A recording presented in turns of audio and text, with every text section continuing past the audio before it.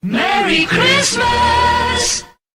Hi, this is Chris from Leicester Till I Die. Thank you for watching and listening. Have a very Merry Christmas and Happy New Year.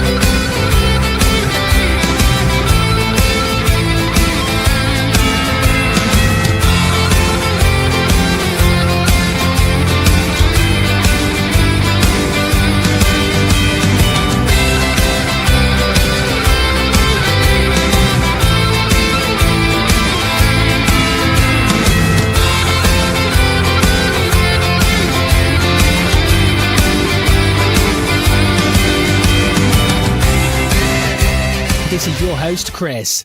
No! God, please, no! No! I know, I'm sorry, but he's cheap and available. How rude! How very rude indeed. Not a good evening, just an evening. I hope you are all well. Ho ho ho and all that. I tell you what, you can tell it's Christmas because we had 11 fucking turkeys on the pitch of the weekend, didn't we? And I tell you what else as well, they got a stuffing. Yes. Oh, this is what the fans want. This is what the fans want. QPR 4, Leicester City 1.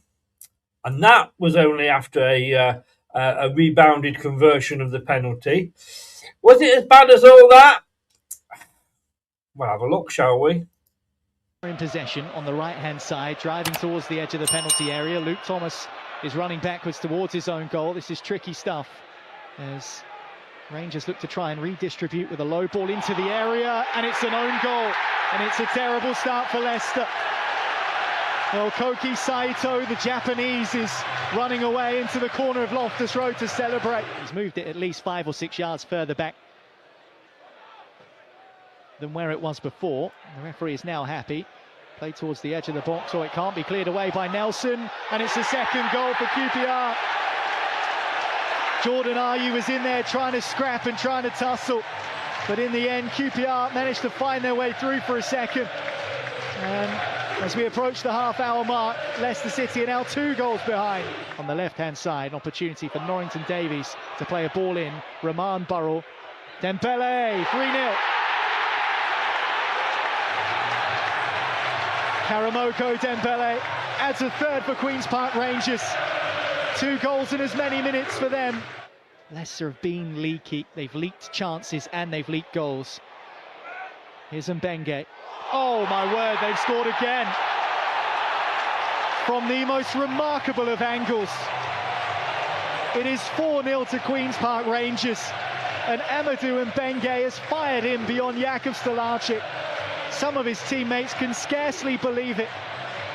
He just whipped a ball in, up against Hamer, in front of the Leicester fans, away to our right. It's D. Cordova-Reid, and he hits the base of the post, but it's found its way in eventually.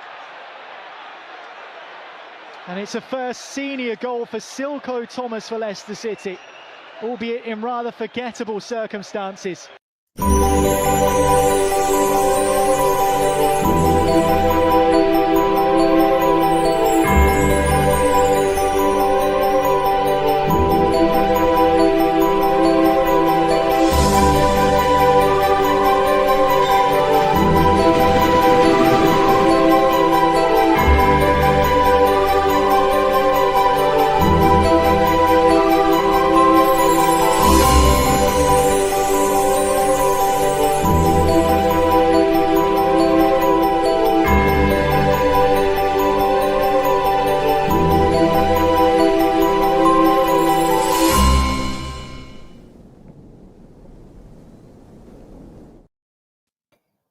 Merry Christmas, guys.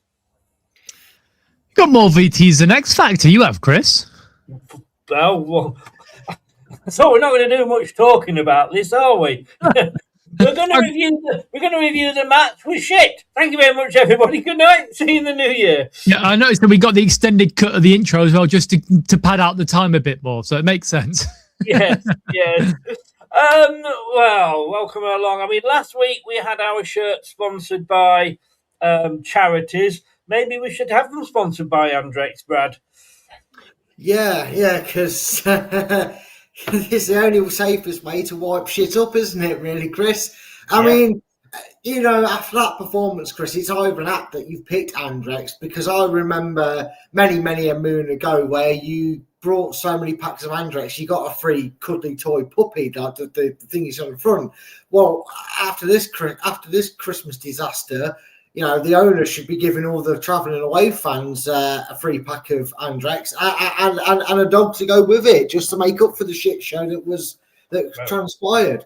I would have picked bleach, to be honest, like Dettol or something, just because to wash my eyes out, or drink it, to be fair, because it was better than the actual game on Saturday. Well, thing with Andrex, if you did get a free puppy with it, you could always wipe your arse with the puppy as well. True. Sorry to all the dog owners there. I mean, it is utterly embarrassing. A couple of weeks ago, I went away. I missed 3 games, and we got 7 points out of 9. And Brad said to me, Steve, he said, you know what? He said, will you bloody stay out there? I'm quite happy if anybody wants to pay 50 quid. And I am actually seriously thinking about, for 50 quid, going back in January. Because I can't be doing anything more of this. I sit here, I do these watch-alongs, and we literally kicked off 2 minutes, and I went, 1-0 down. Yeah. Maybe I just shouldn't be here. Are we seriously, Steve? Are we seriously looking at a position where we could actually, if this points deduction comes through, we could actually get relegated? I mean, it's a possibility. You can't say nothing is impossible nowadays. But look, we've had in the last 6 games, we've gone 3-0 down plus 3-0 down plus the 4-0 down on Saturday, 3 times out of 6. In the last 6 games. So anything is possible. We could quite easily get relegated, because you can't come back into games being that far behind already. So, yeah, I'm positive we won't, but there is that little niggling thing inside my head that goes, oh, I mean, they could. Yeah, I'm obviously seriously thinking that. Was it a bit of a false dawn, Brad? Well, it certainly seems like that, doesn't it? Given not just the defeat, but it's the magnitude of it, Chris, and it just continues the pattern of of Leicester this season. Even the 3 games that we didn't lose, Chris, 2-0 up and coasting against Bristol City. The second they scored, shut ourselves. We all know what happened. Scored some wonderful goals past Ipswich. As soon as they scored, Arsene fell out. Lucky Ipswich didn't grab a couple of goals and make it even more nervous near the end. Derby County raced into a 3-0 lead. We did the opposite to what happened to us against Sheffield United. And Derby scored out of nowhere and Arsene went out. 2 minutes. That's the Leicester noise every time we concede a goal. The goal music they play when we score. Well, every time we concede, they should just go because we know what's coming. Fair dues. I mean, Steve, maybe it's because I watched most of those matches while I was away down a pub in Lanzarote, getting bladdered. I'm not going to lie. There's something about when you're in the warm, and it was very warm over there, and you have a drink. I don't remember it being that bad, and I'm not saying it wasn't, because, like I say, I had got goggle glasses on. What do they call them? You know what I mean? Well, 3 wins, and we suddenly think, 2 wins and a draw, we're going to get in the playoffs again. I mean, like Brad said, and when he said yes, it was. Would you say again it was a false dawn? Oh, 100%. So, yes, okay, we went 3-0 up against Derby, but we had 1 shot in the second half total against Derby. And you can't sit. Okay, you step back in defending, we got the win, but even then, against a better side, we would have possibly have lost that. Bristol City 2-0 up at half time, looking pretty good, and again came out in the second half, and we barely threatened at all. We sat back, and it was only because they scored so late. There was not enough time left over for them to score the winner. Because I think if there was another couple of minutes, they probably would have scored the winner as well. The Ipswich game is a bit of a weird one because I think we were actually that was our best performance of the season so far. But even then, we relied on 2 wonder goals, from Abdul and the Cordova-Reid to get the points. So, yeah, I would say so. I think we were like, we've turned a corner. We found a side that can, battle and put what Marty wants into play. Well, clearly we haven't, because 4-0 down at half time is worse than the previous results at 3-0 down, And I think maybe it's just away from home that we just, as Brad said, we shit the bed. We just shit the bed. And yeah, I don't know. I get asked the question, in regards to the manager, which way do I lean in regards to in and out? At this point, and I said this yesterday on Loxley's show, I couldn't care. No. I couldn't care. We will be coming on to that particular question in a bit of time, but taking you up on that, you're not bothered. I wasn't bothered about going away and missing 3 games. My mate says, it's only 50 quid to fly. I mean, let me just say, I might be going to see a mate tomorrow. I was going to get a taxi, and the taxis vary from 30 to 35 pounds for about a 17-minute flight, 17-minute taxi drive. I can get a flight to Tenerife return for 50 quid in January. I mean, it's absolutely ridiculous. Why wouldn't I, is the question. And Kate messaged me today because, we both write for the BBC. And she said, are you writing anything for the BBC this week? And I said, well, A, they don't pay us anymore. And B, I just can't be arsed. They don't chase us up. It's a case of, if you want to write something, write it. And last time I wrote them, which was which was after the 3-2 defeat to Sheffield United, they edited it, saying, well, I couldn't actually say that the players were playing the contracts down. Well, it's clearly the case, because it is the case. Yeah, well, the guy came back and said, you can't prove that. I said, well, and I don't think it went down well when I said, well, when's the BBC ever been bothered about telling the truth? That went down very well at all. But yeah, I don't. I mean, you are like right though, Chris. Like, you're talking about potentially going away in January. I was very tempted to not go on Boxing Day. The only reason I'm going on Boxing Day is because I'm meeting a couple of friends before the game. Otherwise, I probably wouldn't go. Okay, I'm going to Sheffield United away because it's a new ground that I want to tick off. But even then, I'm like, do I want to go? And there's tickets available for Cheltenham and Coventry coming up. And I'm thinking, I do Cheltenham because it's not a ground that I've been to, but Coventry will get battered. Like, I don't want to drive to Coventry and be 300 or 400 down at half time and just be like, well, I'm going to drive back up to Lincoln from Coventry. That's fun. So, yeah, I don't know. I think a lot of people are thinking the same as well. Like, it's just very sort of, there's that weird malaise at the moment, isn't there, around the club? Totally. And then like the stories that are coming out, the PR that we've had in the last couple of weeks in regards to staff not being paid early, even though they've been told they're going to get paid early, it's just there's no happiness around that football club right now. No, and I got to say, just a sidetrack before I come to you, Brad, with regards to the pay. I did a show on that, so do check it out. I'm very much in the camp of, so what? They get paid on the last working day of the month, and in December, the club pay them early. I've worked at a lot of jobs where I got paid early in December, but that's only because of the days when they didn't have to do that. They did it as a gesture. And if you're leaving buying any presents or anything until the 20th or whatever it is of December, then you're not planning very well, are you? Do you know what I mean? So yeah, no, I agree with that. I think the issue I think a lot of people have with it is the fact that they told them on the 20th of November that they were going to get paid on the 19th, and then on the 18th of December they said, actually, because of this, we're changing it to the end of the month. So, you would have planned.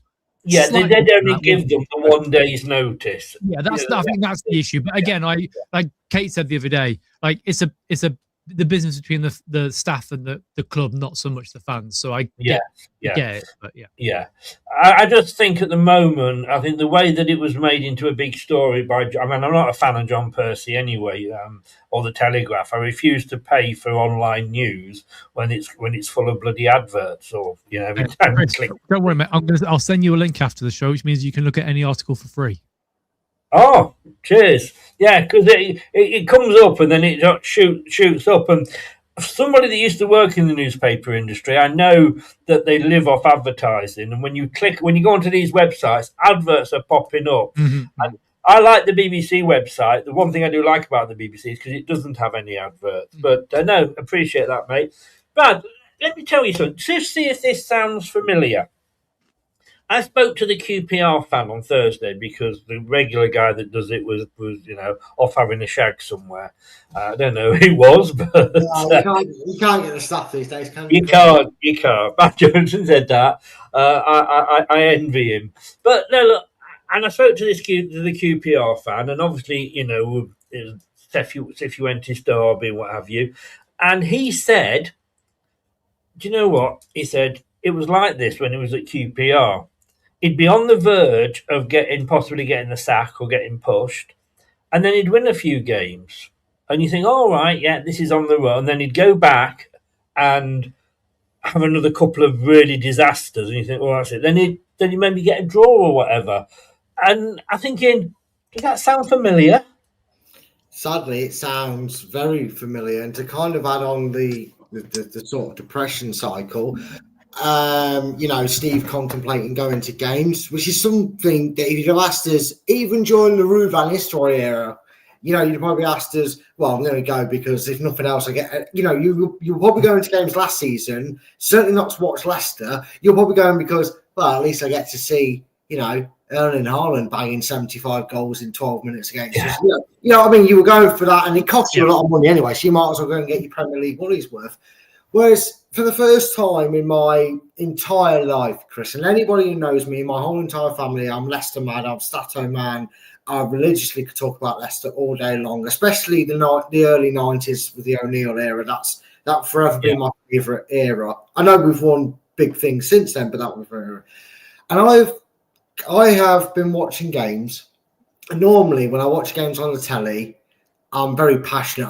I'm the manager at home. I'm like, get out the fucking way. I'm all very, very eccentric and very animated when I'm watching it. I remember watching Leicester Derby, Chris. Leicester Derby. Let that sink in, because that's to a lot of people. It is ironically one of the big derbies we've got. I love the name. I love the fact that we've got a football club called Derby, who is our local derby. But I was watching like that. Oh, we scored. No, well, this won't last long. I just had no energy. I was just waiting for Derby to go and score, and it collapsed. And it's like at least under Ruud we knew it. We knew it. We knew. Oh, full-time whistle. That's right. Who we listen to next? Brighton. Bring back Ruud. Bring back Ruud. Chris, you made this point. I think when we went on that 7 or 8 game run where I think we got like 3 points or something. We didn't win a game, and you made a point, very much tongue in cheek, to get the pot stirred, and said, "Will we be any worse under Ruud van Nistelrooy?" I actually don't think we will, because I actually think it's just pure fact that we've got some saps of championship quality in the mix of this dross, Chris. I actually don't think Ruud will be doing any worse points-wise or performance-wise, because I think Ruud would, by some miracle, go, they actually get the ball in the right net and get a win. It's embarrassing, Chris. The other thing, I agree. The other thing, Steve, that the QPR guy was saying, he said, "You know what?" He said, "We'll sit back. We'll let you have all the possession. We're not a possession-based football. We had 55.3% possession." He says, "And we'll let you play around with it, and then we'll hit you on the break." And I'm thinking, if fans know this, know about the clubs, why aren't the managers knowing about the clubs? We sat there and we know. I've written down here, we're not dealing with crosses in the box, and that didn't change for the whole game. why are we playing a 4-2-3-1? All right, in fairness, we'll come on to it. We won last time out. But,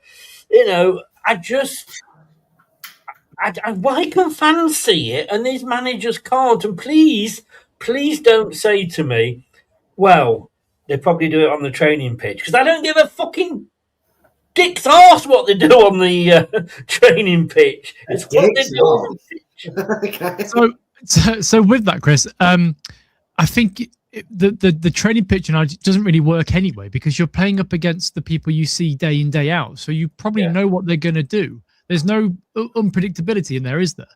And yeah, I mean, if we can see that they're not good enough in the defense or in the midfield or the attack, actually, that doesn't really work, does it? Because he probably just realised that we're not good in either of these departments and we need reinforcements and we don't have the money to do it. Yeah, I just think that we just show low on confidence, and I will say Saturday, by all accounts, I got told that the atmosphere was actually pretty good still. Even at 4-1 down, we were still, we weren't singing anything negative towards the players, which is a positive, I guess. But yeah, I don't know. I don't know what the manager can do. I don't know what the players can do.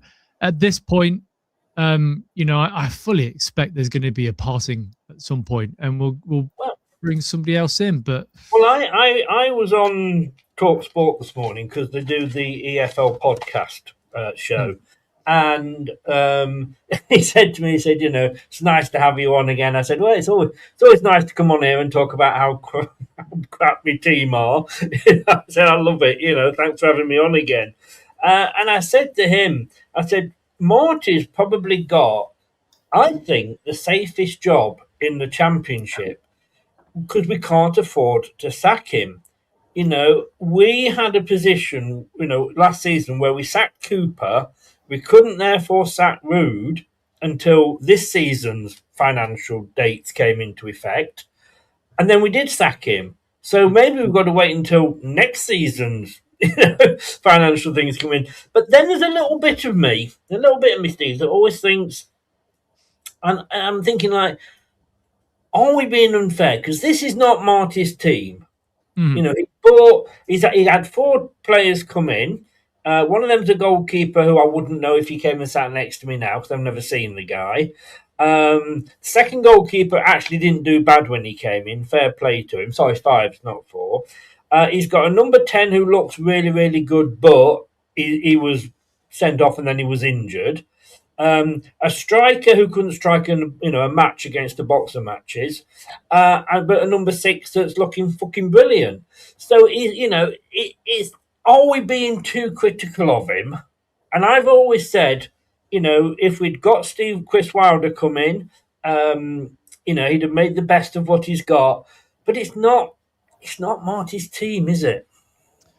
it's not. And yes, so I said that previously, it's not his team. It's not the players that he'd want to bring to the club. And if you look at the players that he has brought to the club, I would say that he's had a fairly successful time of it because Begovic has been decent. JJ's been outstanding. And Ramsey, when he's not injured or been sent off, has played pretty well as well. So, Carranza is whatever. I think he's a ghost at this point. He's on the bench occasionally, but that's it. And the other goalkeeper, I know he must be crap if he can't get ahead of Jakub and Begovic, that's for sure. So, I mean, if you give him January, let him bring in a couple more players, we might be better. But I've always said that Marty was the right manager at the wrong time.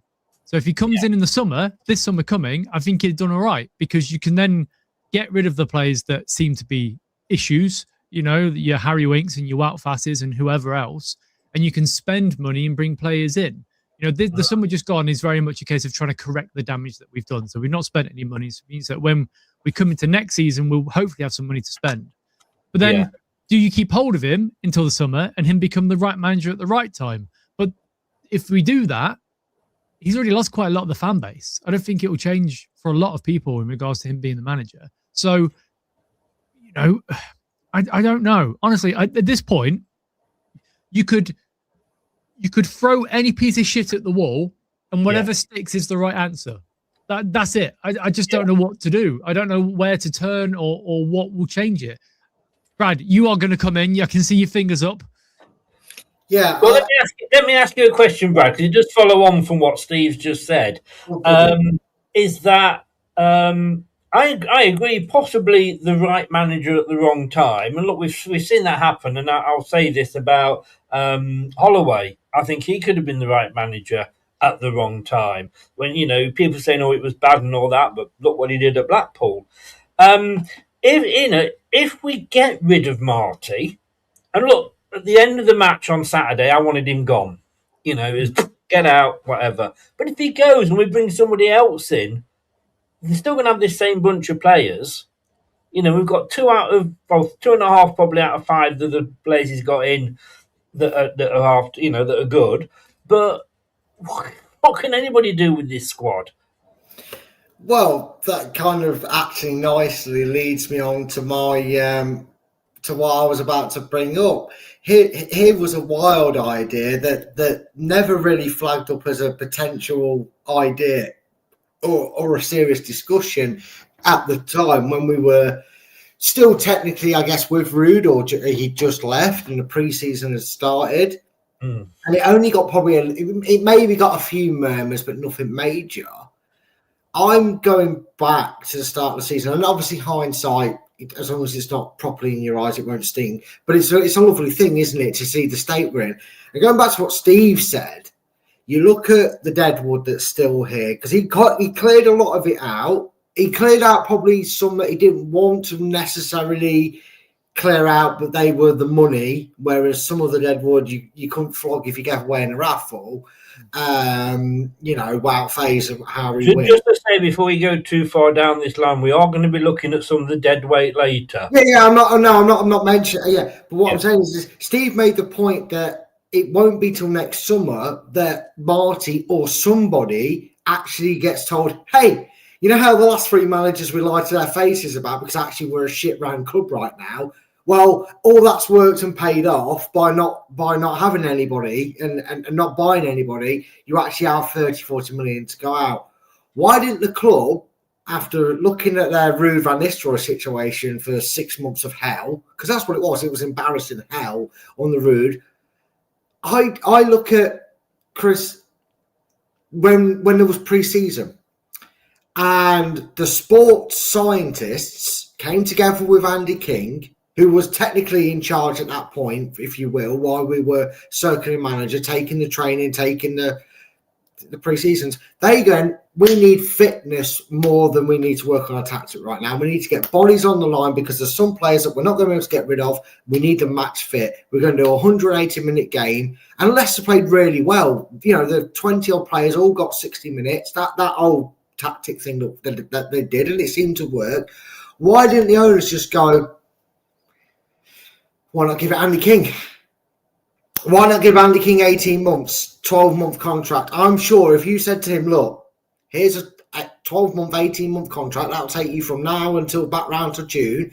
If you have a success, you've got a guaranteed extension. And if you do okay, keep us up 10th, 12th, it's okay because you're still going to get your job as a coach back anyway. I get what you're saying with the Andy King thing, and I understand that. But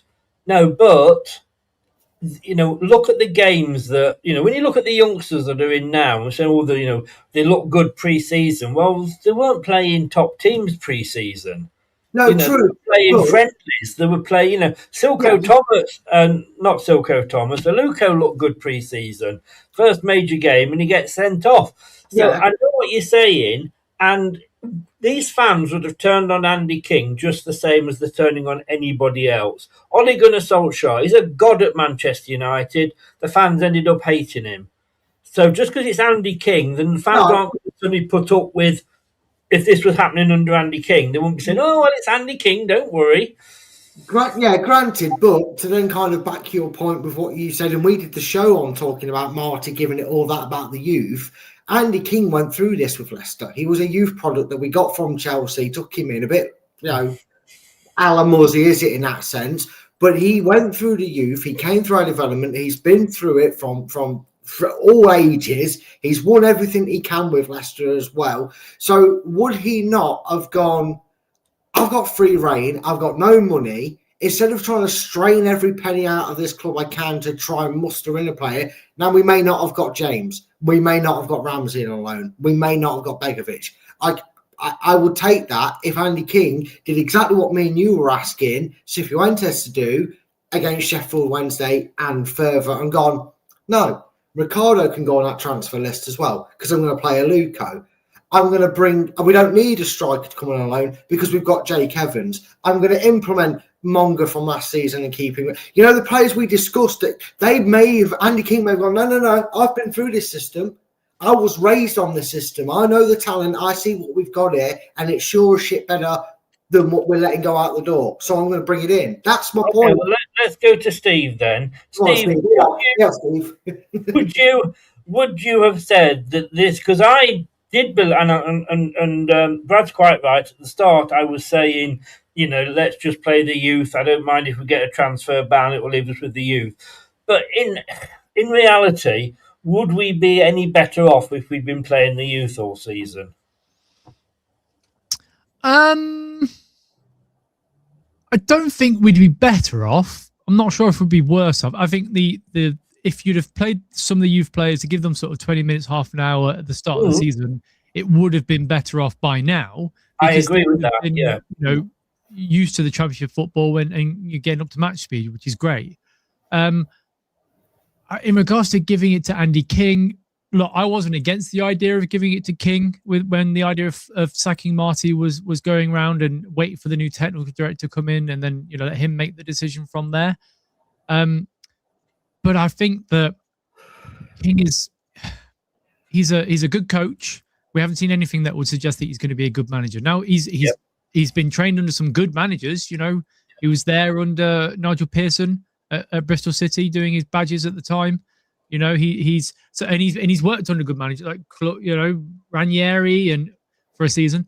You know, some good managers basically that came into Leicester and some shit with Sousa as well. But I think that he could be a manager that we could take at some point in the future, but maybe not now, maybe sort of 2 or 3 years down the line. If he's only as a temporary, then I'd be fine with that. But I don't think he'd be somebody that I would give the job. I don't think he's got the experience to this situation that we're in now. I do think that the only positive about Andy King is that there'd be no players going above his head. You know, we know that player power at the club is an issue, and players do go above managers' heads quite a lot. Try to do that to Andy King, a Leicester legend. You'll get nowhere. You'll get nowewhere. Yeah, the fans won't accept it, especially if it's no worse than what we're doing right now. I'm fixing my camera as well, Chris. I've already noted it. That's right. I'm just going to reply to Armchair Jockey's point. You've got to put the Aluko sending off to bed. Lack of leadership caused that issue. No, it didn't. Aluko caused that fucking issue. Yeah, it was him that made the decision to go in recklessly for the second time, being sat on a yellow card. The brainless moron did that himself. That was no lack of leadership. Chris, I would disagree. You could argue that maybe he should have been taken off, but you could also argue not every player that gets a yellow card automatically gets a red card. I would disagree in the sense that if there was a Ricardo Pereira on that pitch, or you know, somebody who Ricardo Pereira coming on. I know, but what I'm trying to say is that because we saw in the stand that he was looking like he was going to get sent off. We could see it. So why didn't one of the older lads go over and say, just calm it down a little bit? You know, don't worry about it. Just take a step back, calm it down. That didn't happen, and he got sent off. So I would say it's a mixture. It's him being silly, but also there has to be some accountability for the older players on the pitch to say to him, it's your debut, maybe just take a step back. Don't worry about it too much. Don't make reckless decisions. We can agree to disagree. That's completely fine. Like, opinions are opinions for a reason. No, exactly, and that's another show. I just think, he didn't get the yellow card first. He was dropped into that by was it Mavadidi who gave the ball away, and he had to protect it. But also, I would say that if he had been given 20 minutes, you know, in a few games before that, he wouldn't have made that decision at Southampton. It's because he was thrown in at the deep end as a debutant at the age that he is. You know, that anyone can get done. But we saw Dion Dublin get sent off in his debut for Leicester. Yeah. You know, and he was 35. God, was that against Villa or West Ham or someone like that? West Ham, I think it was. Yeah, we ended up losing. Yeah, he got sent off. Also, Wayne said there, Luca was dropped in at the deep end. Yeah, I seem to remember, and Thomas was dropped in at the deep end as well. In that COVID year when he came in, I don't think he was sent off on his debut. Now look at him. We wish he did get sent off every week. Let's be honest, we wouldn't be any worse off. I don't think he's as bad as you make out. He's no worse than most of the other players on the pitch. I did a show with Locks about keeping him or selling, keep, sell, whatever. And for me, Thomas stays. A lot of that is due to the fact that we've got nobody fucking else. Yeah. That's the main point. But, we would have been up shit creek. And Locks had diarrhea when I said this, but we would have been up shit creek without him that COVID season. And that's not saying that he was brilliant or anything like that, but he was the only left back that we had. Brad, at half-time, here's a stat for you. At half-time, our XG was 0.04. Daka-esque. Should we not bring Daka back? He's just scored. Well, yeah. At this point, I'd rather bring anyone back. I'd rather ask Akin Boy if he wants to fancy lacing up again and seeing what he can do. It's just embarrassing, Chris, and we already touched on it previous. In terms of against Derby and against Ipswich, games that we won, by the way. We had one goal. We had one shot in the second half. If you look back through this entire season, starting with this game going back all the way to Sheffield Wednesday, I guarantee you that over 80% of them games probably have us where for 45 minutes we have 3 or less shots. It is not acceptable. The biggest problem, Chris, and I said it under Rude, and that was probably more understandable with the absolute dross of a manager and a dross of the team ethic that we had. But I said it again this season, we are one half City, or I actually call it second half City. This season it's first half City because we don't play in the second half. It's unfathomable, no matter what you had. I mean, Chris, you're talking about a team who got spanked 7-1 by Coventry and they've just knocked the living stuffing out of us, pardon the Christmas pun because I don't want to swear, and we made it look so easy. And there was no second half surgeons like there was against Sheffield United. No, this team went, take the foot off the gas and they score and feel all giddy about it. We'll just keep going and they won't do anything. And lo and behold, it took a rebound to score our actual only goal of the game. And even that was because he tried to save it with his arm and gave away the penalty in the first place. Otherwise, we weren't going to score, Chris. That old cliche could have played another 90 minutes if we wanted to score from open play against QPR. I'm not going to argue. I can't argue. Yeah. Is that not technically from open play once it come off the post, though? Well, if you want to be semantical about it, yeah, I suppose technically you are right. But I mean, what was that Ben Hamer's revenge? Do you remember old Jamie Vardy giving him that when he scored past him against Huddersfield? He patted him on the head. Maybe that was Ben Hamer giving us a voodoo doll treatment the night before. I don't know. Ronald makes the point there. Sorry, Steve. Ronald makes the point there. Just to go back, Ramsey got sent off on his debut this season as well. Can't argue with that. He did. Maybe I should have written for the BBC this week because, like I say, just after the Sheffield United game, I did put a huge piece in, like I say, about how shit the players were. I didn't use that word, obviously, and how Marty needed to go and get out of our club. I say it was edited very, very heavily by the BBC. If I'd done that this week, maybe we'd win against Watford. But I don't know. I just think what there was. But look, help me with this, Steve. Spot the difference between the two lineups. There isn't any apart from the background picture. I don't blame Marty at the start of the game for putting out the same team. It's just beaten Ipswich, who were one of the, favourites to get promoted. A lot of people had them down as going up as champions. They were on a really good run. They were in the playoffs, and we went and smacked them 3-1. All right, took a couple of, we did get a couple of wonder goals, but look, a goal's a goal. And then that same team puts in that first half performance against QPR. Does the manager really have any control over that? Probably not. I think, especially you look. How many times have we conceded after the second half? Like as soon as the kicks Well, off? I'm gonna. You don't jump ahead because that's my next graphic. That's my next graphic. I'm wondering, considering how many times we've conceded, early on in the first or second half, that quite possibly there's just that lack of concentration. And I think that's what it boils down to. If they were switched on, then we might not have conceded so early. And once you concede early, look at that. Like that's ridiculous to concede that many goals in the first 15 minutes and then sort of half time onwards. Yeah. Four goals in the first 6 minutes. Yeah. Until it only one fucking game. Exactly. At that point, you're playing catch up. And we've proven that we're not very good at playing catch up. Okay, we scored 2 goals against Sheffield United, and we still lost the game. If you're 2 or 3-0 down at half time, you're meant to go out there and battle back. You're meant because there's no pressure on the other team, and yet we showed at the weekend that even at 4-0 down, there was no going all guns blazing. I would rather have lost that game 7-0, right, and at least had the effort than the 4-1 that we got beaten by because we won the second half. I couldn't give a shit. We still lost the game. Yeah, and we were still. It's embarrassing. It really is. And I said at the beginning of the show, to have conceded 3 or more goals, 3 times in the last 6 games, that is disgusting. Genuinely, it gets to the point where I get a text from my wife going, "Am I going to see you shortly?" That's how bad it is. It's happened 3 times in the last 6 games. That's not ideal. Yeah, Joe. She's just keeping an eye on you. That's all it is. Suicide watch.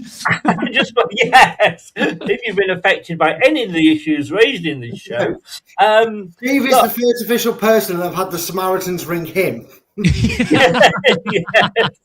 I'm on speed dial. Yeah. Just in case. Here we go. I'll put that up across the bottom for you, Steve. Look, Hull City conceded 35, Millwall 31, QPR 34, Southampton 31, Leicester 31. I mean, there's not many. I mean, underneath us, Sheffield United have conceded 31. Oxford have only conceded 31. We won't talk Sheffield Wednesday because obviously that's out the system. And Norwich are just 35. Apart from 3 teams, everybody below us has conceded less goals than us. But what I don't get is how, looking at that, and I did that in 5 minutes this afternoon, You can go on, you can get the stats from, there's a website that gives you all different stats for everything, and you can work these out yourself. And I can do that. Why the fucking hell can't the coaching staff and the management do that, Steve? Why? They're not being paid, that's why. Well, don't start me on that one. Yeah, I don't know. I don't know what they're doing. Yeah, I don't know what they're doing at Seagrave by the fact that, that we have all this data and you can see all the data and it just doesn't seem to pick it up. I wonder, and I've said this in previous shows as well on here, do the players listen to the manager? Because there are times at the weekend and times in the games that I've seen where he's screaming at the squad or the first 11 to do something and they don't do it. So are they listening? I think probably not. Well, hopefully, come January, we may lose a couple of the shit stirrers in the squad. I've saved this one for you, Brad, because this was something that came up in the post match on Saturday. I was surprised. I have to say, first of all, by how decent Bekovic was when he came in. Because if you remember, I said right at the start, I hope Bekovic isn't out. Stolarczyk doesn't get a long-term injury because I wouldn't want Bekovic in. But I'll tell you what, he did all right when he came in. At least he had a bit of passion. But Stolarczyk comes back in. Now, the guys were saying he was at fault for most of those goals. Would you agree with your goal? You're an ex-keeper, so I thought I'd save it for you. Yeah, he's been at a fault for a few of the goals. He really has. There was one, God, we've conceded that many. I can't remember. Bristol City, 37 seconds into the second half, beat it in their post. Yep. You get told that from 5 years old when you want to be a goalkeeper. Make sure you're not beating at your near post. He dives out the way of it. That's something you do when you've not learned to guard your near post. He doesn't claim the ball aerially as well. I had noticed a big contrast and difference between Begovic and Jakub when it comes to crosses into our box. Jakub will kind of go, I got something on it, thank God for that. And Begovic will go, thanks very much, that's mine. That's the biggest difference, and the reassurance that you get when you, as a back line and as a unit, as a team, when you see your goalkeeper, when you look at your goalkeeper and go, hey, it's Flappinson, we best deal with this, guys. That's where the mad scramble comes and they can't clear anything for Toffee. But when they look at the goalkeeper and go, safe man, that, they get a completely different atmosphere, a different feeling. And I feel like that's what you get from the crowd. I know last season I kind of flipped the reverse. I remember when Hamadsa got injured and Jakub played, we beat Spurs, and then he gets dropped and we get spanked 4-0 by Everton. Sorry, let me look at the score on the right. Oh, no, it is. We did get one in this game. So I'm just making sure it wasn't a complete repeat. But I made the deal that saying, well, maybe you've rushed him Madsen back because he did, yes. I remember. It might be a bit more alert. He's in form. He might have read that ball over the top and gone, oh, thank God I got something on it, but at least we've not got 1-0 down in 30 seconds. Have we done the same with Jakub? Because there was no real need for Begovic to get dropped, was there really? Because he wasn't like we were losing these games all because of him. Yes, there was a goal or two that you look at and go, yeah, that's because he's 38, 39. But, some of his reactions. But, yeah, I agree, Chris. He's been at a fault for a lot of the goals where you kind of go, yeah, I know your defence isn't brilliant, mate, but when they're actually trying to do the job and you don't do yours, that's on you. And 3 or 4 of them goals I can think of were solely down to Jakub's poor positioning or poor ability to get a strong hand on the ball. So, I'm just going to say hi, Fasha. I hadn't even noticed that WFT. If you hadn't have said, I wouldn't have noticed. But yes, indeed, it is a good title for the show. So, look, I'm fed up. I'm getting stuck with humble pie, and I've not even started on the turkey yet for Christmas. So, I mean, I'm always a great believer in Brad. Not a great believer in Brad. Let's not. No.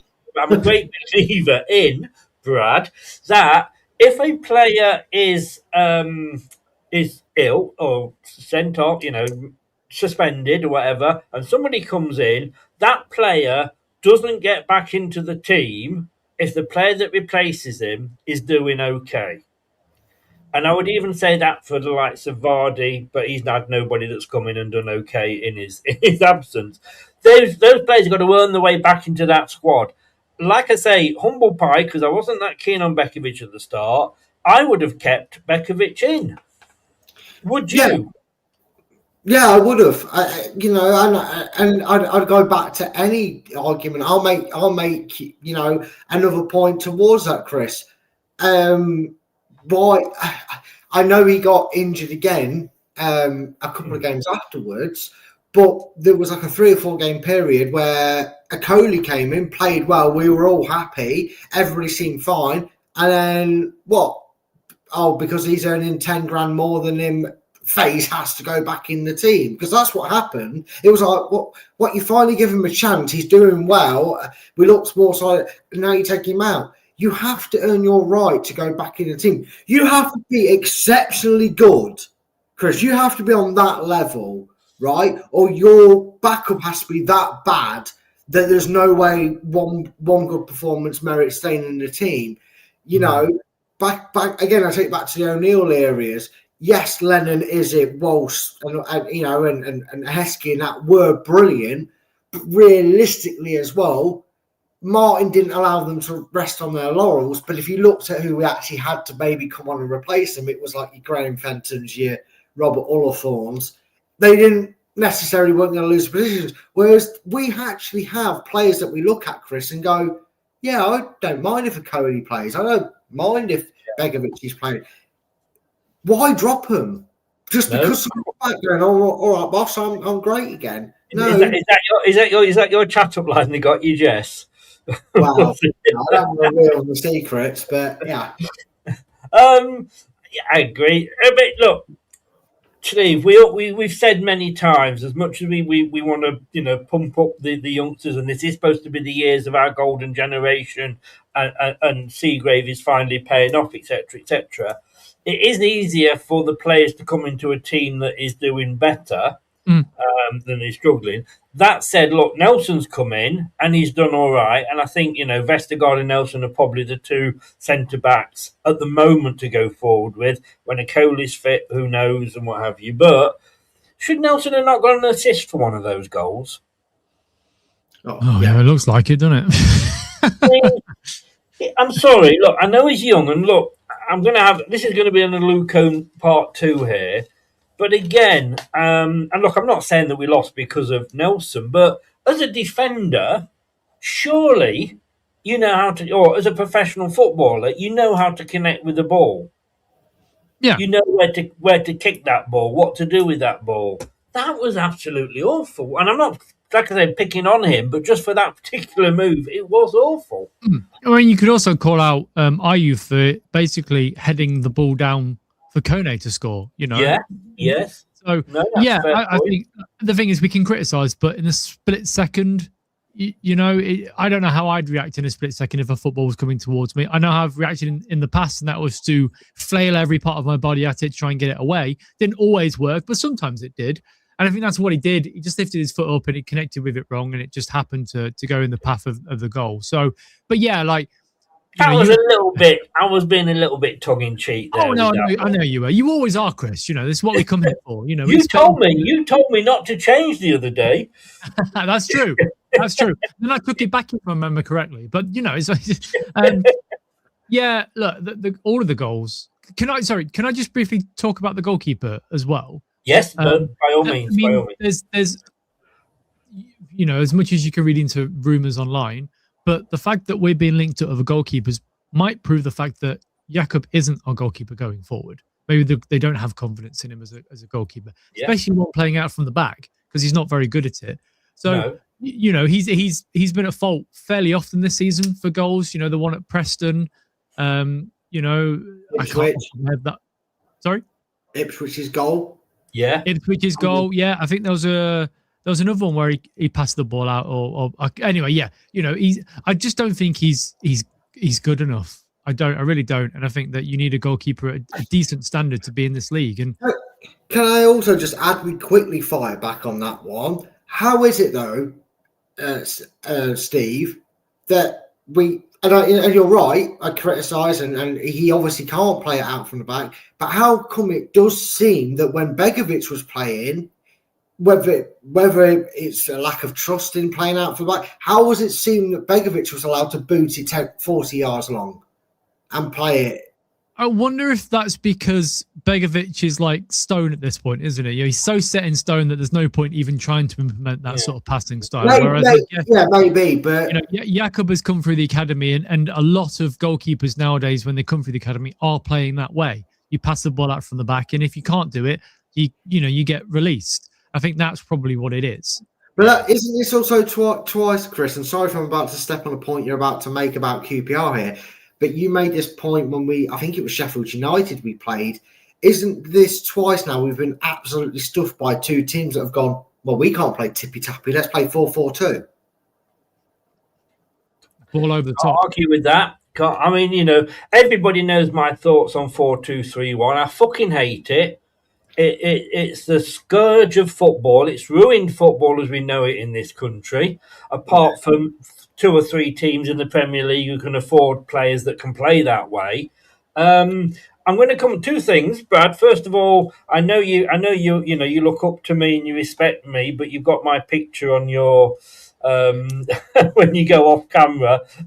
I'm the picture that you've got there. Should I be worried? Should I get a restraining order out on you? No, it's just my virtual voodoo doll, mate. So when you feel like twinging your back. And secondly, did we let the wrong goalkeeper go in the summer? Well, we had no choice in that. There was no way there was no way Hermansen wasn't going to go. No, sorry, no. Oh, all right. I get where you've come from. Sorry, that was my bad. I didn't make myself. I've forgotten about Hermansen, who apparently West Ham fans want to sell him now. Apparently, but sorry, we let Everson go and we kept Stelarczyk. That's what I was. Right, you referenced that. Yeah. At the time, Chris, no, just because we hadn't seen enough of Iverson. He didn't take the opportunity given to him when we had our first relegation from the Premier League under Brendan Rodgers. And Stelarczyk filled the gap in 6 or 7 games, mainly that last run in, because of Madison wanted to make sure he passed his West Ham medical. Where we actually sat there and went, oh, I know we got beat again, but that's Leicester, but Stelarczyk did okay. Yes, Stelarczyk looks good. I re-highlighted some of the things he did better than Madsen anyway, i.e. his reaction speeds. But it feels like he's hit a stopgap in his development. Things that we've been picking up on and mentioning as fans. I'm sure the coaches have been talking to him about. He doesn't seem to be able to improve. Then you look at Daniel Iverson. Although, granted, the image of him giving away the goal to Millwall sticks in my head for Preston, which made me kind of feel a little bit more justified in Jakob. I still feel like the way we play costs our goalkeeper as well at times. I know we gave Iverson a lot of stick. We're back to the 4-2-3-1 then thing, aren't we? Really? Yeah, but that's what I mean. Out from the back. Yeah. I mean, it's criminal to think that, all right, he's a twat. We don't like him anymore. Fuck off, Harry Winks. But how many times did we see Hermansen or Jakob or any of our goalkeepers pass it to Winks in that exact position where he passed to Ollie Skip for the Ipswich goal, and lo and behold, someone ran in and saw it coming a mile away? Yeah. That's something that needs to be corrected before. Well, I don't think we're going to be changing that anytime soon. Quick question to you, Steve, before we move on. Talking to Madsen, like I say, West Ham fans, and I know a West Ham fan because she owns the bar where I go drinking in Lanzarote. I don't know if I've told anybody I was in Lanzarote for a while. It was very nice and sunny and hot, and I've got white bits to prove it. But she was saying, sell him as quickly. Thank you, Brad. Sell him as quickly as we can. They want him out, just out of interest, and it probably would never happen because of the money. But take him back. I'd take him back over Jakob every day of the week. There were some people in our fan base, I'm not going to call them out, Reese and Clibbo, that said that Jakob was better than Mads, but not any chance. Mads wanted to go. You could see that's why he didn't come back after his second injury. He had surgery on purpose. At this point, genuinely, I just want players that want to play for the club. And if if you've got a history of wanting to leave, then piss off. Yeah. Right. Well, let me move on to this with you then, Steve. I can get rid of the balls and bring the bollocks up. Look, like I said earlier, I have got that fence well and truly lodged up my arse, right? Because I come off after a match and I am so much Marty out. Marty's got to go. Get him gone. He's got no idea. He's playing the same as last year, under Rude. And when you take pull the mask off, it'll be Rude underneath. And then when I sit down and have a think about it and get back to the Monday show here, I'm thinking, well, it's not his squad. He's not got all his players in that he wants. Bringing in, 5 players, like I say, 3 of which are, 2 are very, very good and 1 in Bekovic is okay, is not going to change the fortunes of our team. He tried to do something with Winks and Faze before the January window. He wouldn't play them. And then when the window was closed and they had to stay, they seemed to have a change of mind and did all right. And we seem to be going back to that now. Like you said earlier, it is probably the right man, possibly at the wrong time. But we can't keep sacking managers after half a season, can we? No, we're not Watford. We don't have endless amounts of money. Close to that. I tell you, we are getting close to that. Yeah, we are. But I think they specifically leave money aside just to sack managers, as part of their PSL, whereas, we can't. So I can't imagine it's going to cost a lot of money to sack Marty. I don't think he'll be on that, the Ruud van Nistelrooy amount of money. That's no. But yeah, you can't go into the season potentially sacking another manager. But the only thing that I would suggest is, again, when the technical director comes in, whenever that will be, that could be next month. It could be, February, March, April. It could be any time in the next sort of 6 months. The way Leicester are going, it'd be the next 2 years. Well, I'm going to say I'm not confident that I'm going to see the technical director before I die. Yeah, exactly. So if they do hurry up and appoint somebody and then they have a say on it, then that's great, because we also run the risk of letting the two people that have appointed the last three managers and the shit show that was, as well as Dean Smith after Rodgers, leaving that 2 weeks after Rodgers got sacked, to appoint somebody. We run the risk of letting them make the decision again, and then potentially sacking another manager when the technical director comes in. So, yeah, I don't know. I am, as I said, I'm sort of leaning both ways. I wouldn't be surprised if he goes, but I wouldn't be surprised if he stays. I think the more annoying thing is that he keeps saying the same shit in the same. You can copy and paste his press conferences after the game every time. Like, I'm sick of hearing. I'd rather they send somebody else out after a game. I don't have to listen to fucking Pepe Le Pew say how unlucky we were and we need to fight. Fuck off, mate. Yes. I mean, so let me, and I'm going to consider this, Brad, because I'm going to throw exactly the same question over to you in a second. But Steve, if you're the technical director, hopefully coming in January or whenever, is he given at least till the end of the season and a summer window, or do you make the change now, looking at everything and taking it all into consideration? The main issue is we've got January window coming up. So if we have to sack him, we should sack him within the next week, so he doesn't have the January window to bring his own players in and run the risk of spending money on a manager that's not going to be here and giving that to the next manager. Yeah. I think if you go into January, you might as well just keep him. As long as we're not looking to get relegated, as long as we're not in that, in and around that relegation zone, come sort of February time, I just keep him. It's disappointing to say, isn't it, that we're going, oh, well, the best situation is to keep a shit manager. But, but if we sack might be a decent proposition in the summer. Yeah. If we sack him now, Brad, and I don't know whether you would or you wouldn't, we're in the same position that we're looking at the same dead ends that we're looking at in the summer. Yeah, I would then, and I don't know how plausible it'd be. I mean, a technical director sounds like someone who would have the power to call him into his office. I would have that discussion with Martin now. And what I mean by that is I would call him into the office and go, you've got a 25-man squad. What if we give you, let's say for argument's sake, I'll throw out a small but manageable figure. We've got 10 million in the January window to spend. What are your plans? Don't have to name players in terms of bringing in, but where are you wanting to strengthen? Who are you wanting out of this door? Because I can work on that now. I can start bringing around. I want to know where you're going. If he's going, sounding like Wayne Rooney on Match of the Day.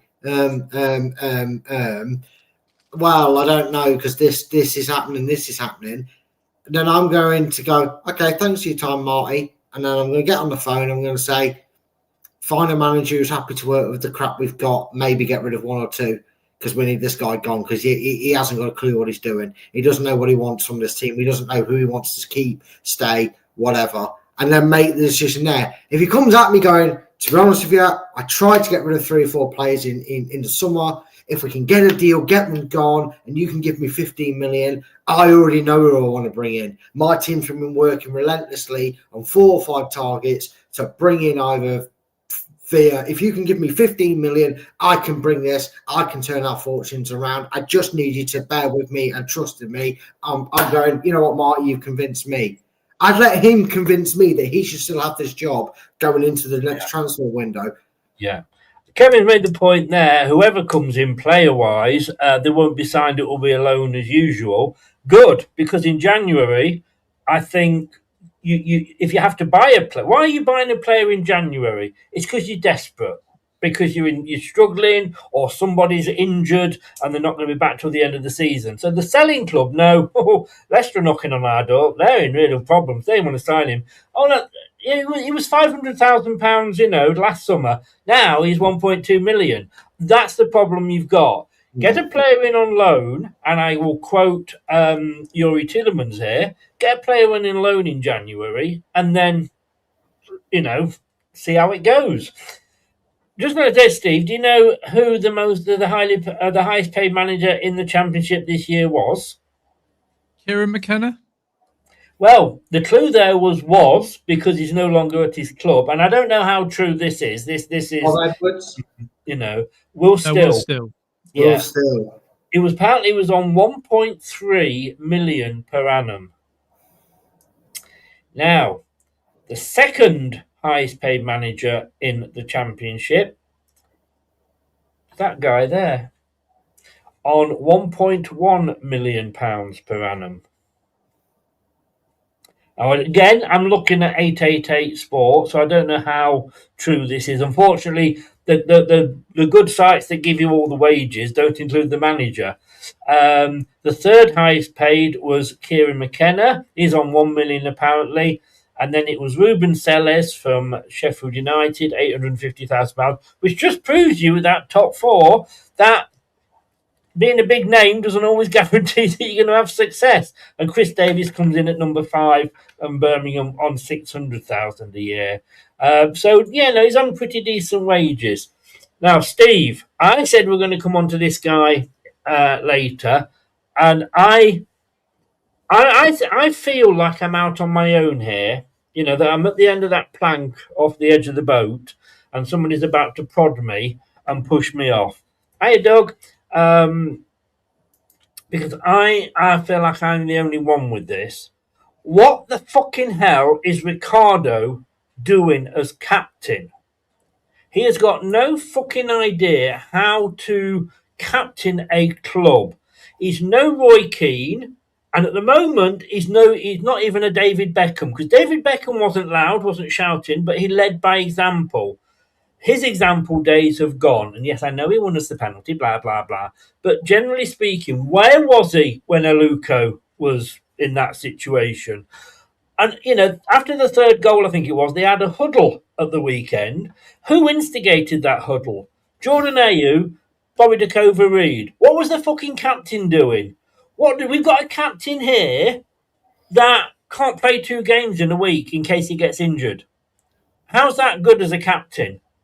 And when he is on the pitch, his legs have gone. He isn't as good as he was last season when we saw him occasionally. He's an injury. He spends more time at the fucking hospital than people with COVID. And if we get rid of him in the January window, we're going to save probably 2 million on his wages. We might not get a lot for him, but at least we'll save 2 million on his wages. What are your thoughts on Ricardo, and what are your thoughts on him as a captain? Well, first of all, Chris, say how you really feel. I feel like you held a little bit back there. You need to go in a bit harder next time. I don't think you are on your own, because I'm right there with you. I don't think he's good enough to be a captain. I think that he's quite weak in his mentality. I don't think that he's... the Luko situation, he was on the bench, so I don't think you can blame him for that one. But... yeah, you're right. Like, if you looked at that squad last year and you took away Vardy, who would you point out to be captain? It wouldn't be Ricardo as my first choice at all. But then who do you pick? So that's the awkward one. But yeah, I don't think he's a good enough captain at all, because he's just not loud enough. I can't imagine he's going to go into that dressing room and throw a boot at somebody's head and say, "You're fucking shit," or what are you doing, Vestigo? Why are you? Because they're all too pally nowadays. Yeah, and then. Yeah. In regards to his I think he's regressed as a footballer. I think his injuries have finally caught up to him. And we all thought that, the Championship, was his level last time. He was fantastic in the Championship. He's 2 years on. He's had another injury since then. Yeah, so I just don't think he's up to the task anymore. His body breaks down too quickly. And yes, he goes at the beginning of the end of the season. I don't think we'll sell him in January, because I don't think anybody will come in for him at that point. So you shake hands at the end of the season, and you let him go for nothing, because that's what he'll do. and say, look, thank you for the years, because there was a time, where he was probably the best right back in the Premier League for a couple of seasons. He was fantastic, and he could have gone to a bigger club, but he's early 30s now. He's got a horrible injury record. He goes down. He's not in the same camp as Samara and Winks, where you can say that they were shit poor anyway. Samara is the biggest waste of money other than Daka that we've ever signed. But it's like Vardy. Okay, he scored goals in Italy this year, but he's only got 3 or 4, which is whatever. He scored some goals in the Premier League last year, but you could see the decline. He wasn't that finisher anymore that you could see. Ricardo, he's not the defender. He's not strong. He's not good at passing anymore. And he just lacks any sort of motivation. So, see you, mate. I thank you for everything, but off you fuck. Yeah. Do you? Let me throw some names at you then that I would consider as a captain, and you might laugh at some of these here. I'm not saying I would definitely have this guy. If you say Harry Winks or Wout Fass, I'm leaving. So if they're on your list, take them off them now. Believe you me, neither of those are going to get mentioned. Perfect. And I nearly decided to end the show there because we just agreed 100% on something. It's never happened before. I nearly saw Brad fall off his chair. Brad, I think that's still Brad. I'm not sure. He's just like a black shadow at the moment. I'm going to send you an electricity card, Brad. Vestergaard, possibly, because of his experience, probably. Bobby de Cover-Reed, although I do think he might be dropped once Ramsey comes back. Ayew, and this is only because of the lack of options, and this is going to be totally left field. Oliver Skip. If you told me Skip at Skip at the last 4 games, sure, he's been really good. I'm basing it on that. Yeah. Skip at the beginning is not a chance. Bobby.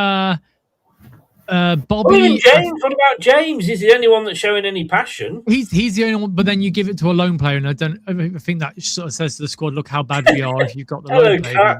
Well, it'd fucking wake them up, wouldn't it? Because they are that bad. Well, that's true.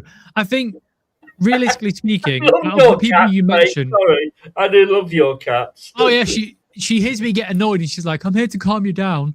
Out of the people you mentioned, maybe Vestergaard, but even he has had issues with managers in the past. So, would you make your captain that important when he's pissed off all the time?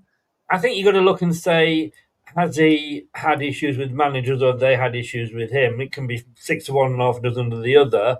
And look, at the end of the day, he turns up every week. He's no worse than anybody else. He's no Harry Winks. He's no Wout Faes. If it's got to be, who we've got available, for me, it's Vestergaard plus. And at the moment, it's Nelson. But it is a damning indictment on the squad that we're struggling to find a suitable replacement as captain. Well, I was about to. You took the words out of my mouth, as Meatloaf said.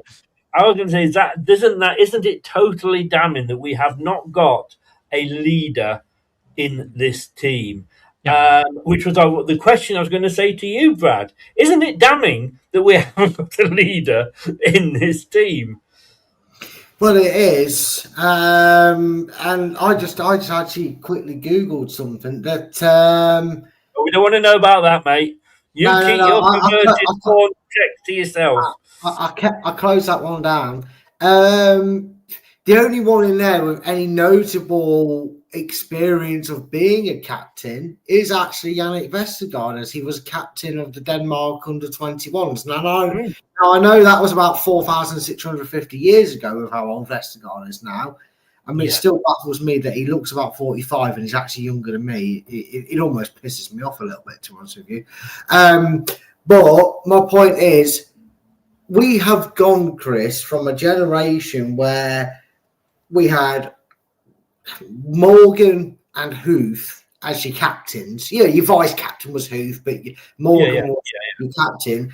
To Morgan got to that Ricardo period, if you will, of being in his mid-30s, so he didn't play every week. But he was still given the captaincy because he obviously was a commanding leader in the dressing room.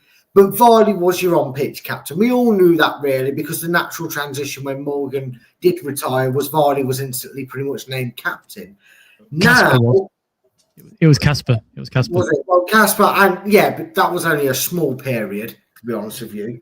Let's face it, Vardy was the on-field captain. But again, that transition was probably still the same, where you had one that dealt with it in the dressing room that takes no shit, and one on the pitch. Now we have, with the greatest respect, I'm sorry to throw him in the mix under the bus here, we've gone from that to Ricardo and Hamza Chowdhury, who, apart from trying to break Newcastle players' legs a few years ago, has shown no aggression in terms of actual vocal aggression, which is what you need. I'm with you in a way, Chris, in saying I don't give a fuck that he's a loanee. Why isn't James captain?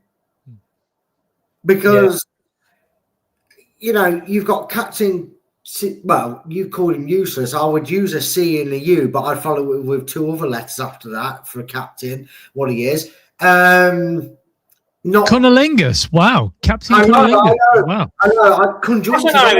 Hang on. That's an Irish airline, isn't it? Yeah. You could have been really smart and maybe have said conjunctivitis and said because he's a bit blind in both eyes. There you go. But my point is, if there was ever going to be a team huddle at halftime, which, well, not even halftime, it was 40 odd minutes on to go, which was the most embarrassing thing I've ever seen. Why wasn't he the ringleader? Yeah, I said exactly that. That's what that was the point I was making.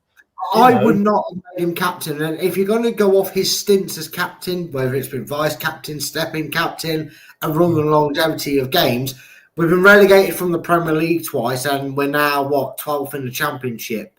13th. Well, sorry. All of your facts today are all being fact checked. I'm getting hit harder than Bride and Carson the Ashes. Fucking hell.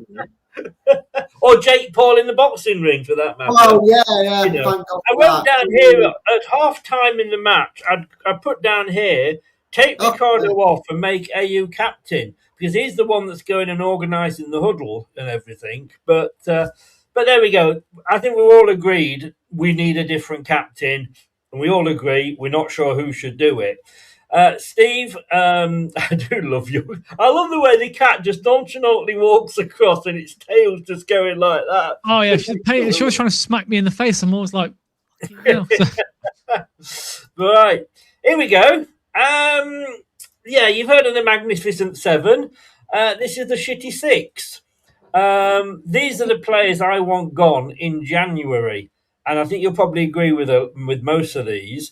Winks, and I believe he may be going. Well, we are hearing now that he is the major shit stirrer at the club, and he is sort of a bad influence in the dressing room. Sumare, look, he's had enough chances. He's just not going to come good. Ricardo, I've said why before, but like you say, he may not go. Faze, well, he's, what I think about Faze. He's just a waste of oxygen. Daka, I know he scored today for Zambia, but no. And Carranza, let's just end that loan spell, because we've got Antonio on the sidelines, who I think would be half decent for us. Yeah, so just on Harry Winks, by all accounts, it sounds like the reason why he's been dropped, I don't know if I mentioned it on the show before or not, but the reason he's been dropped is that he's been talking to Sevilla behind the club's back before the boss man period was activated, which is January 1st. So the club found out, and that's why he's been dropped. I don't even think he's training with the first team anymore. I think he's dropped entirely. So if that was the case, then if he signs a pre-contract, he won't go anywhere. He'll just stay till the summer and then leave for free in the summer, sort of thing, because it's a Spanish side, so he can do that. I would suggest that if he's been talking to somebody behind the club's back, that just agree a nominal fee, and get rid of him now. He's not going to play, so fuck him off. He is the highest paid player in the Championship, so accept £500,000 and they can have him in January, but we're going to be saving 4 million or whatever it is on his wages. Exactly. And then Samare, look, I don't know. My opinion on Samare has been very clear. I just don't think he wants to be here. And we got relegated last time, and he fucked off on loan. And I'm sick of the whole. Well, he's played well. He plays well once every 20 games. Yeah. So fuck him off. He's overpaid and is lazy. Ricardo, I don't think he leaves, so I'm going to ignore that one. Wildfast, I think he does go in January because he's not featuring anymore. Daka won't go unless he has an amazing AFCON and somebody picks him up for cheap. I just don't think he'll leave. But then Carranza, fuck him back as well. I just don't. He's a ghost. He's a waste of money. He's not good enough. And if you can't get in ahead of Silko Thomas up front, then why play him? Why is he on the bench? Yeah, I've written down here, I don't know if you can see that, you probably can't, but I've written down Carranza not coming on, and Silko Thomas is. I mean, when you're a striker, and Silko Thomas went into that striker's role, which I didn't agree with, why are you even putting him on the bench? Why not put Jake Evans on the bench, who I still say is his first choice position is a striker, and then a winger as a backup, but that's only because I'm going off transfer market. But send him back. I'm sorry. If we're signing an American, there's very few American players that are any good. And look at the last American striker we signed. Well, he's Argentinian, to be fair. So, it's very true. I'm glad to see that you are awake. Can you notice my deliberate mistake there? Just a fact check. But then if you look at that list there, you could quite easily add a couple more of those other players on that list as well. Hamza. I had it under good authority that he wanted to leave in the summer, but he stayed because the club didn't have a bid offered for him. So he stayed, but he wanted to leave. So the Sheffield United fan would have him back at the drop of a hat. Exactly. So there are players in this squad still that clearly don't want to be here, and I think that it goes to the majority. There are probably... I'm annoyed that we gave Vestergaard a 3-year deal rather than a 2-year deal last year because he would have been leaving this summer as well, and that's another big wage off the bill. But, you could look at that starting 11 and say, okay, the only one that realistically isn't going to be here next year is Ricardo. AU, because he's AU, sorry, AU as well. Yeah, I don't think he signs on. Bat it back at you! No, you so shit, I don't even think about him, to be fair, so, But it just shows how bad the things are at the club when you're looking at the players that are going to be out of contract, and it's 6 or 7 players that could leave, and then you're looking at Wildfast that can go this January. You could sell Abdul in the summer because I don't think he's going to stick around if we're in the Championship again. And at this point, the way he's fucking playing and his social media posts, he can fuck off anyway. Annoys me more than anything. That does. Did notice you weren't impressed with his local social. Yeah, tell him to shut up. I'm sick of seeing, we'll go again. Mate, you were falling down at half time. Like, shut up. Bell end. Brad, are you still with us? How do you really feel, Steve? Yeah, I'm still here. Yeah, you're on that. Honestly, this fence is going to sort of crack under the weight. I told you, this is a business idea, Florian's Fences. I keep sprouting it to you. Would be a great advert for it. I tell you what, Brad, I tell you what. One player that I'm surprised I haven't put on there, and that's a certain Oliver Skipp. Now, this is the guy who apparently was bought for 20 million, but every time anybody complained about him, they added another couple of million on. I think by the end of last season, we'd paid 40 million for him because it was going up all the time.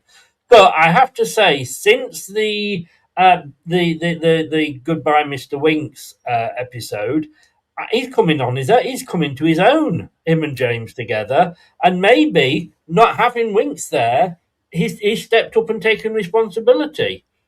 Well, he seems to have done. I mean, I did joke when he played centre back that it's taken 3 managers, 13, 4 attempts to find out where he's actually good at playing.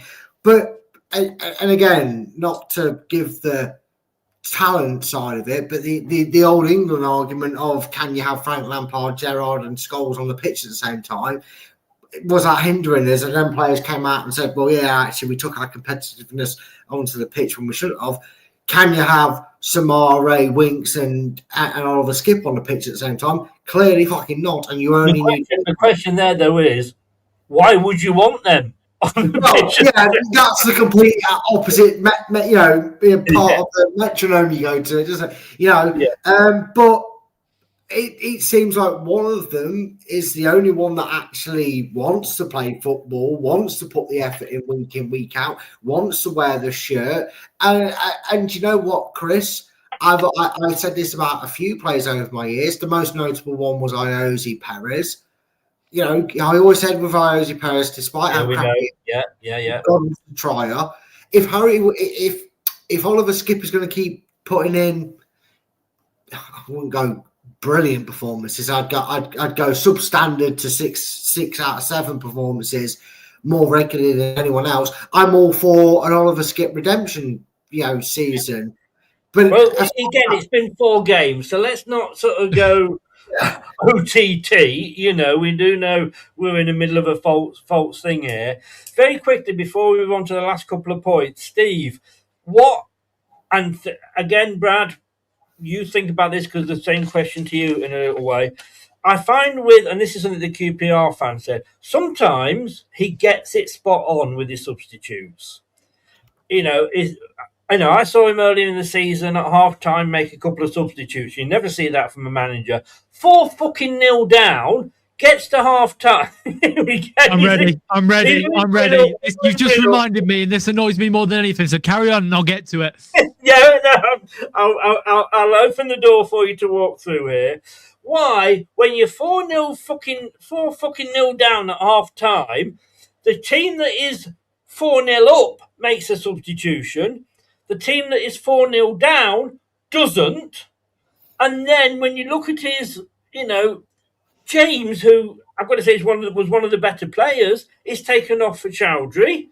Vestergaard is taken off for Ramsey. Oh, I can understand that. But then why not keep Vestergaard on and bring Ramsey on instead of, say, Ayew or somebody? Because he wasn't too bad when he came on. Fatu off for Monga. I kind of get that. And then Page on for Ricardo in the 84th minute. What the fucking hell's the way? You're going to make substitutes in the 84th minute. You do it to waste time. And when you're 4-0, 4-1 down as we were then. But I didn't understand those fucking substitutions at all. Right. Here we go. So the first substitution we made. I need to go and get a drink. No, carry on. So, my cat knew something was going to happen because she stood up and looked at me then like, oh, here we go. He's annoyed again. So the first substitutions you make are on the 63rd minute and you bring on a defensive midfielder and Ramsey. Fine, okay? Yeah. You're 4-0 down at half-time and you think, we're going to put the same shit out in the second half. I would be fucking raging if I was the manager going in at halftime. Forget the other 2 results where we were 3-0 down at halftime. This is worse, and it was embarrassing. And you think, fuck it, you know what? Maybe you went, you got us into this mess, you're going to get us out of it again, right? 63rd minute, and you bring on a central defensive midfielder in fucking Hamza Chowdhury, who didn't put anything. Okay, and one massive challenge after the sort of 70th minute or so. Bring on another striker. Go for it. Why are you sitting back? You fucking bold. He's not bold. I'm bold. Fucking Pepe Le Pew fucking fraud. Like, you reminded me, that pissed me off, right? I was watching the game and it got off time. I was thinking, well, at least we'll see some changes. He'll go a bit more attacking in the second half. No, he fucking didn't. He went, don't worry about it, guys. Let's just sit back. You're a fucking prick, mate. Get out of my club. I'm back in. I'm back. Marty out. Get out, you dickhead. You fucking... Oh, look at my little silver hair. Fuck off. Back to Spain, you cunt. So, sorry. What do you really think, Steve? Oh, honestly, Chris, I calmed down. And then you mentioned the 63rd minute with Hamza coming on, and that boiled my piss even more. I'm not going to make any changes. Fuck off. I've written down here, 55 odd minutes, I've written down, we need changes now. But they should have been made at half-time, Brad, shouldn't they? Half-time? Half-time? I'd have made them after about 25 minutes. Yeah, that's a very good point. Excellent point. You know, because it's same shit, different fucking opposition sometimes with this club. It really is. It really is. And I'm still miffed. I can't figure out what side Steve's on, really. He seemed too calm. Well, obviously, armchair's helping you out there. I know, right? Yeah, I know. You can tell. That was the vibe I was getting, armchair. I'm pretty convinced he loves him. But, you know something, Brad? A couple of... I'm going back about 4 or 5 seasons, and it was in a Premier League team. I think it was Liverpool, but I could be wrong here. But after about 10 minutes, it was quite obvious that this left back was getting absolutely roasted. And the manager looked and obviously, as I say, it might not be Liverpool, so forgive me. And he made the change after about 10, 12 minutes because he could see that the left back, they were just going to struggle. And he made that change then. All this waiting until half fucking time. Why? Your guess is as good as mine because, after some of the abject, abysmal performances we've shown this season, let alone in just this game, there was a right reason to be going, okay, you guys aren't doing it. You know, even if after 30 minutes you turn around and going, look, Ramsey, I know I said I'd chuck you on with 20 minutes to go. We need you now. We're going to go 4-3-1-2 or something like that. I'm going to put you in that mixer. I'm going to move James up. Don't be a cliche manager that comes in at half time and goes, well, you were all rubbish. Go out there and not be rubbish. No, be reactive. Take responsibility. I'm getting scared now because you guys are just reading my questions. So my next question was, and I might as well leave it with you now, Brad. Can I just be really quick, just to address the comment in the RV guy? Just to let you know, we're all proper Leicester fans. We're all true Leicester fans. It doesn't matter. We're all moaning about the club because we love the club. So nobody's not less of a Leicester fan because of it. Sorry, carry on. No, you're quite right. You are quite right, 100%. But Chris I do went hope off to Lanzarote or Tenerife or wherever he went for 3 weeks. That's how much he loves this club. Yeah. He's got. Do you know it cost him in January? 50 quid. Warm. Nothing beats a Jet 2 holiday, eh, Chris? Yeah, I know. This is a family of one. Baby, hold my hand. Can I just say, when I went on the one I've just gone on, it was £32 return. So fuck off then. Wow. I know. Why would you not go? But yeah, I was going to say that. But no, you're quite right. But RV guy, I do hope you're right, and we have a better New Year. Even if I won't be here, I'll be in Lanzarote. Brad, yeah, I was going to say the same. You know, I'm not a believer in this. Well, look, you're shit. Now go out and prove. You know, show me you're not. So I'm not agreeing with that at all. Now we're not. Ladies and gentlefolk watching, we are not going to do a Jordan versus Brad versus Steve points thing here because we all know Steve, well, I know because Steve told me that he's going to give a 0, and Brad was pretty much going that way as well before the show when we were actually waiting for Steve to join us. Let's put it this way, Chris. If I hear anything above a 2 from Arse Cheeks McGee, my chair is going through my laptop and I will be forced to stay off camera. Well, we are going to. I'm going to quickly run through them, but it's not going to be up for discussion or anything. All I will say is that when it came to man of the match, we actually, Tom, Jim, and Wayne all agreed with Alan, who obviously gives the official man of the match out. And it was very difficult. And he said it was a very small pot to choose from.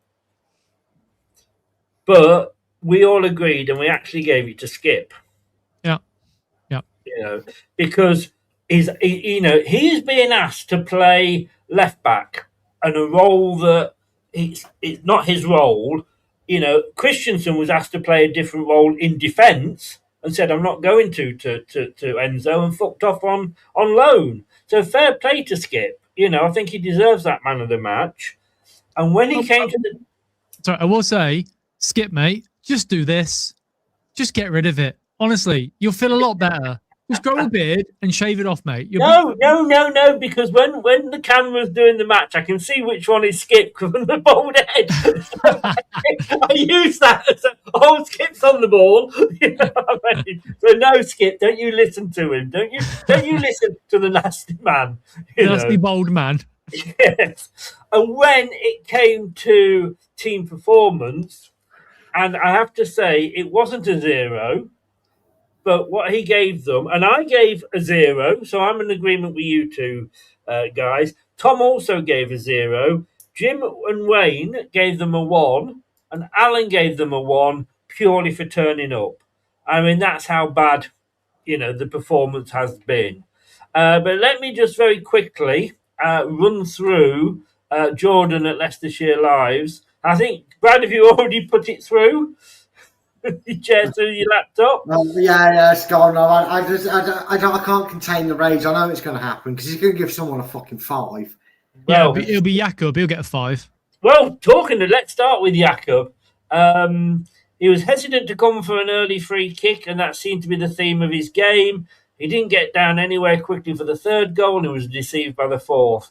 There may be questions over his positioning. No shit, Sherlock. He did make a couple of decent saves after the break. He got a 3.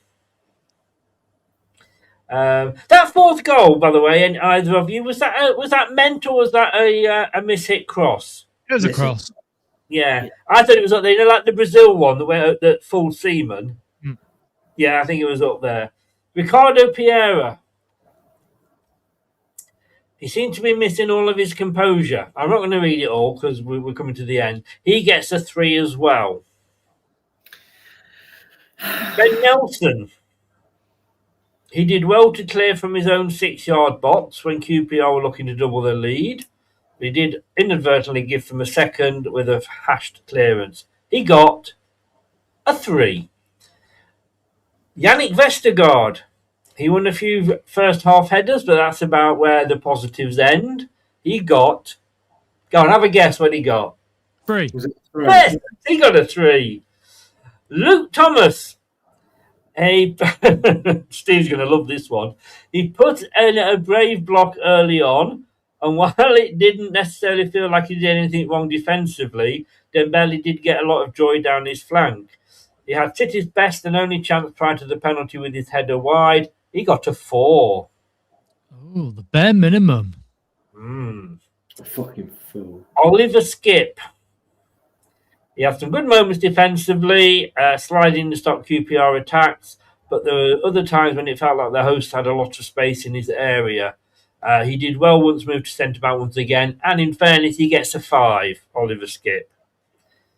Jordan James, he made a slow start, gets a 4. Bobby de Cova-Reed, we all know missed a penalty, he got a 3. Abdul Fataru gets 7. No, he didn't. No, he gets 3. You knew I was winding you up then, didn't you? Jordan Ayew gets a 2. Stefan Mavrididi 3. And oh my fucking God. Hamza Chowdhury. He was as sloppy as many of the starters and didn't influence the game. Get that chair ready, Brad. He's given Hamza 4. Oh, fuck off, Jordan. It's Christmas. Just stop being a fucking clown. For once, stop being a fucking clown. Are you having a breakdown there, Brad? Oh. Aaron Ramsey. And I that was the sub that I actually understood because, easing him back in. He got a 5. Silence. Yeah, I liked him, but I didn't think he was a 5. Silko Thomas, he made runs in behind, and while he didn't deliver when his runs were found, it at least got City into the box. He got a 5. I can see the cogs are going in behind Steve's eyes here, and he's thinking, is this a different game? Has Chris pulled up the wrong game here? And finally, on drugs, because Louis Page was not on the pitch for long enough, so he gets an NA. Jeremy Monga, who was this time, remember, he was on the right this time rather than the left, and Fataru didn't have his best game. There were signs of his silky footwork in his first appearance. 5.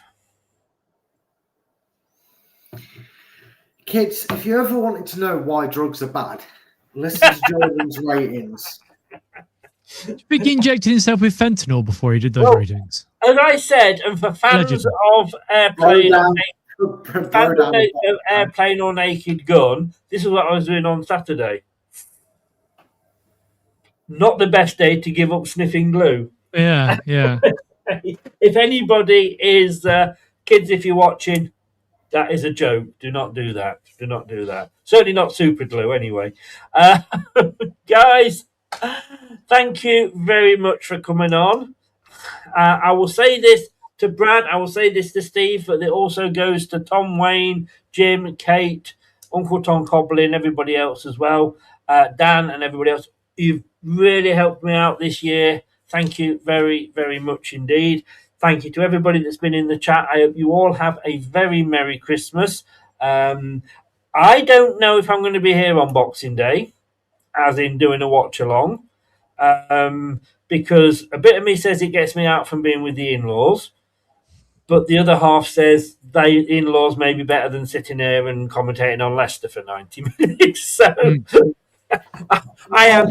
Chris, enjoy your Christmas and your Boxing Day hangover. Don't do this shit. Don't put yourself through it. I am seriously thinking it. But look, everybody, thank you so very much for all your support, all your follows, your subscriptions, your likes, and all that. And I say, you two guys and the rest of the presenters as well. Thank you for all your support. I will always wear it. And have a great Christmas, and I'll see you at some time whenever it happens to be. Sorry, Chris, just really quickly before we shoot a lot. Sorry, I apologise. I apologise, yes. Oh, yeah, you're all good. So if you haven't seen on social media, I am currently running for the election of the Foxes Trust. I'm running on the reform campaign for the Foxes Trust. Oh, big screen. Hello. I would very much appreciate any votes in regards to the election. You have to, if you're a member of the Foxes Trust, please go and vote. Even if you don't vote for me, just go and vote, just because it's good to have the more votes, the better. But yes, if you do want to vote for me, then please, by all means, do. My statement is online. It's on my Twitter account, which is elm_665. So go give it a read. And if I win your vote, then that would be great. Thank you very much. And guys, I don't think there's an 18-year-old blonde with long legs running against him. So there's no old men.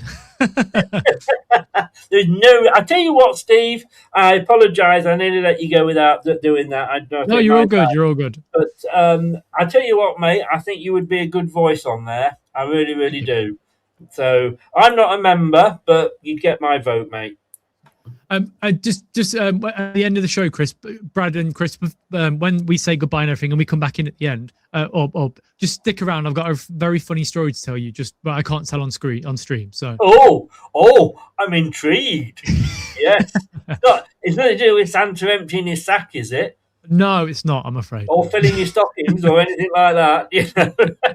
Guys, Merry Christmas, everybody. Have a good one, and I'll see you on the other side. Ho, ho, ho, ho, ho, ho. Thank you for watching. Have a Merry Christmas and a Happy New Year.